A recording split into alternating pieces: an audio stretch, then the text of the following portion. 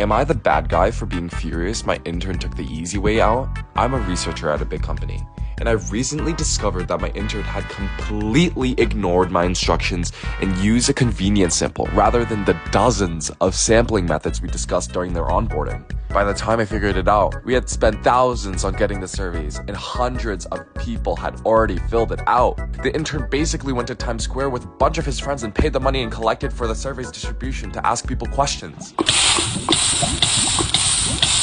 They basically did the same exact thing influencers do for views, except for a real survey. When I talked to them about this, they told me that I was being too serious and that it didn't matter. Then they called me stupid for caring too much and said that's fine and no one would know. So not only has hundreds of hours constructing this survey been wasted, it's also not fair. I have to present this to my boss on Friday, and I'm afraid I'll get fired. My boss is a career mathematician and will definitely know if our data is incorrect. What's worse is that the intern is presenting with me. I modified our presentation to tell our boss about it, but the intern is now upset and threatening to quit and tell HR. If he had followed my simple instructions, the people sampled would have been random, their distinct subgroups and SRS would have worked. For geographically dispersed population, cluster sampling was viable, and blocking could have worked for experiments and not observational studies. I didn't ask for much. We already had the software to create a simple random sample, or SRS, easily. But instead, my intern has put me in a horrible situation and I'm scared of losing my job because he's trying to cover it up. Am I the bad guy for changing the presentation? Update, he got fired. My boss was disappointed. And the intern said I get a 1 in the AP Stats exam on their way out. Sure thing.